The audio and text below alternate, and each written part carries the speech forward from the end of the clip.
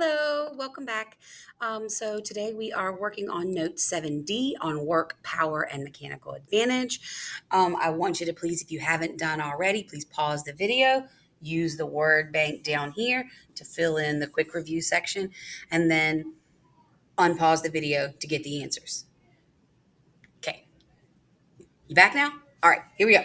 So, Newton's first law states that an object in motion tends to stay in motion, and an object at rest tends to stay at rest unless acted upon by an unbalanced force. Newton's second law is most easily expressed as an equation that relates force, mass, and acceleration, and that formula is F equals m times a. Newton's third law states that for every action, there is an equal and opposite reaction.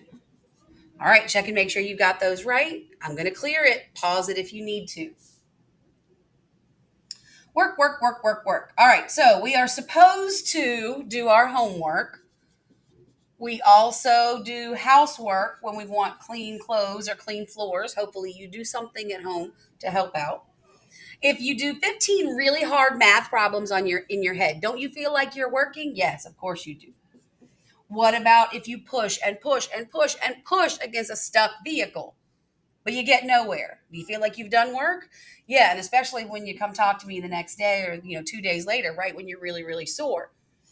However, according to the scientific definition of work, you must use force to move an object a distance to have done work. So if you've done those 15 hard math problems in your head, then according to science, you haven't done any work.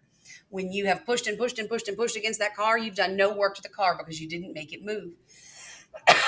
Now, you've done work within your body. Your heart rate has gone faster. Your blood has moved more. Your muscles have contracted and released. And all of that work done to yourself, yes, was work. And that's why you're going to be sore the next day. But did you do any work to the vehicle? No, because you didn't get it to move. So if there is no motion, then there is no work. Also, for work to be done, the force has to be applied in the same direction as the motion. Um, so I use this one all the time in class, and so I don't want to miss out on all the video. So if I gave one student 12 quadratic equations to solve in their head, and I gave another student a box of kittens, and I told them to lift the kittens, the person that's doing the quadratic equations could be sweating trying to solve them, but the person that's lifting the kittens is doing more work according to the scientific definition of work because they are using force to move an object a distance. All right, so again, pause anytime if you pause, but I'm going to clear it. And I'm probably going to stop giving you warnings about that. So just be aware that you need to pause if you need to get stuff before I clear it. All right, so we've got this lovely picture here of this man, and this is explaining the whole the force is only applied in the same direction as the motion. So this lovely man is pulling his kid and their friend on the sled, and that's great. But the man has to exert force to pull the sled, and unfortunately, he is pulling up in addition to pulling forward. So let me show you what I mean. So in this picture, the man has to exert force to pull the sled. Unfortunately, the point where he is holding the rope and the point where it is attached to the load being the mass of the children, are not at the same height. So the kids are down there on the ground, and his hand is up here at his hip. And therefore, it's not doing as much work. He would have to crouch down and pull at the same height as the kids for all of his force to go toward that. The problem is that's real hard on our backs, so we just stand up. This means that not all of the man's force is applied toward pulling the sled forward. Some of the force is used pulling up as well. This means that not all of the force is being used to do work. Only the part of the force that is used in the same direction as the motion is considered to be doing work. Okay? Pause it. All right, so we're going to draw to kind of show what that means. So we're going to draw a little toboggan. We're going to draw a little toboggan here. And it's like a side view of a toboggan. And then we've got the spot where the rope is. That is the direction he is pulling in. So we're going to do a big, fat, filled in arrow here because that is the total force. It's in this diagonal direction. And that's the total force. Only the force that is going in the same direction as the work is applied toward the work. So this force is doing work. Force doing work. But the force that's pulling up is not doing work. Force not doing work. So we have the total force pulling up at an angle, and then we've got the force going up, which is doing nothing, and force going forward, which is actually the force doing work. Again, pause it if you need to. All right, how do we calculate work? So for the two things that must happen for work to have occurred are that a force is applied and an object moves a distance. Now, I've been making the kids that are in class extrapolate that formula, like think about it. So, what are the two things? So, work involves what and what, right? Force and distance. So, you know it's going to be work equals force something distance. So, now you've got to think about what operation is it going to be. The more force you have, the more distance you go, the further the work is. What one of our operations means for things to get bigger and bigger and big. Right. When things multiply, they get bigger and bigger. So force times distance. All right. So force, what was Newton's second law of motion? Force equals, yes. So force equals mass times acceleration. So force equals m times a. That's measured in newtons. Oh, gee, I wonder where we know that guy from. So the answer would be expressed in Newton watts. What unit do we use to measure distance in science class? That's right. So it would be measured in Newton meters. That's a whole lot to say. So someone at some point in physics named the Newton meter the joule. So another name for a Newton meter is a joule, after James Joule, who did a lot of work in physics. All right, so we're going to calculate work for the following situations. So what's our formula for work? That's right, force times distance. So there's your force, there's your distance. Pause it and do the math. That's right, 30. And then we've got to have our unit. So you can either put Nm for Newton meters or 30J for joules. All right, pause it and do the next one. All right, you're back. Did you get 24,000? Good, because 2 times 12 is 24, and then we just add the zeros back. And then again, we can't forget our unit, 24,000 Newton meters or 24,000 joules. Pause it. I'm clearing it. All right, power. Power is the rate at which work is done. And we know that rate uses a unit of, that's right, time. Rate uses a unit of time. So we know that power is the work done per unit of time. Again, let's extrapolate out that formula. We know it's power, and we know it's going to be work and time, and it's work per time, like miles per hour. What operation did we do there? That's right, we divided. So work divided by time. Power equals work over time. Oh, I guess I was just doing this. All right, so a person that has more power can do more work in less time. An elevator that has more power can carry a heavier load in a shorter time. Work is measured in Newton meters or joules, and time typically expressed as, good job, seconds. So our unit would be joules per second. Again, people decided we had to have a name for that thing. So joules per second is the watt. in honor of James Watt, who improved the steam engine. So, kind of like the light bulb was invented, and when it first was invented, it didn't work very well, and then somebody came along and improved it. Same thing with the steam engine. When it was first invented, it didn't work very well, but James Watt came along and he fixed it up, and made it work a whole lot better. All right, so how do we calculate power? All right, so what was our formula for work? That's right, force times distance. And what was our formula for power that we just figured out? That's right, work over time. So to figure out these, we're going to have to do first work and then time. So a motor exerts a force of 10,000 newtons to lift an elevator 6 meters in 5 seconds. What's the power of the motor? So power is work over time. We've got the time, but we don't have the work. We've got to do the math first to figure out the work. So that's force times distance. So let's figure it out. So work equals force times distance. The force is 10,000 newtons. The distance is 6 meters. That comes to 60,000 newton meters or joules. Then we're going to do power equals work over time.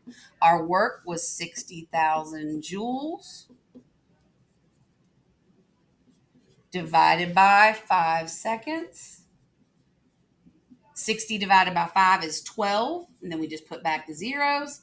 12,000 watts or 12,000 joules per second. Okay, pause and try that second one on your own. All right, welcome back. What'd you do? That's right, 8,000 newtons times 75 meters equals 600,000 joules or newton meters. And then we divide that by 30 seconds. And that gives us 20,000 watts. Good job. Pause it if you need to. I'm moving on. All right, mechanical advantage. Mechanical advantage is a measure of how many times a force that is applied to the machine is multiplied. In other words, if you apply a force to a tool, how much does the force of the tool increase your force so that, that should say design, my bad. How much does the design of the tool increase your force so that you can get more work done in less time? So mechanical advantage is things like a pulley, a lever, a wedge, a screw, where we're able to do more work with less time. So a knife cutting up vegetables. If I hold my hand like this and press it down on a carrot, am I going to cut it? No. So how come just gripping a knife in that same way, suddenly I can cut the carrot? Right, because of the design of the blade. You don't have to draw this part. But if you zoom in on the cross section of the blade part of a knife, it looks like this. It tapers down into this very small point, and it makes it so that when you press down, all that force is concentrated onto that very thin edge, and it makes it so that you can cut your vegetables. So all the applied force is focused onto a narrow blade. Okay, pause it if you need to. All right, calculating mechanical advantage. So mechanical advantage is the ratio between the amount of force applied to the object versus the amount of force applied by the object. The formula is output force divided by input force. And physicists like to abbreviate things. So it's M, lowercase m, capital A equals FO divided by FI. And yeah, it's written like an exponent, like a teeny little thing up the top. Okay. All right. So if a hand crank pencil sharpener requires 5 newtons of force to turn and applies 30 newtons of force to the pencil, what's the mechanical advantage? So our mechanical advantage equals output force divided by input force. The force it puts out is 30 newtons. The force that it needs put in is 5 newtons. 30 divided by 5 is 6. And yes, it's just 6, no unit. Mechanical advantage is just a number. And it makes sense. Newton divided by newtons, it's gone. It's gone away. All right, pause it and try number 2. All right, welcome back. What'd you get? That's right. You're going to do 10 newtons divided by 5 newtons. And 10 divided by 5 is 2. So it would be a mechanical advantage of 2. Good job. All right. Now, this lovely triangle is wonderful for these literal equations, for these equations that are actually used to calculate real things. No matter what formula is given to you, you can convert it to express any version of the formula by using this lovely triangle. The line on the bottom that separates the two halves, this one right here, that represents multiplication. So this line here means times. And the line here that divides the top and the bottom, that one represents division. So this line means divided by. So any of our literal equation formulas can be converted once you plug the parts into this. All right, so what formulas have we done so far for this whole unit? So going back to the very first set of notes, we calculated, speed. And that was, good, distance over time. And then for Newton's second law, we had a formula, good, force equals mass times acceleration. And then we learned 3 new formulas today. Work, good, force times distance. Power, good, work over time. Mechanical advantage, excellent, output force divided by input force. So now we can put that into the triangle and we can figure out anything that we need to figure out.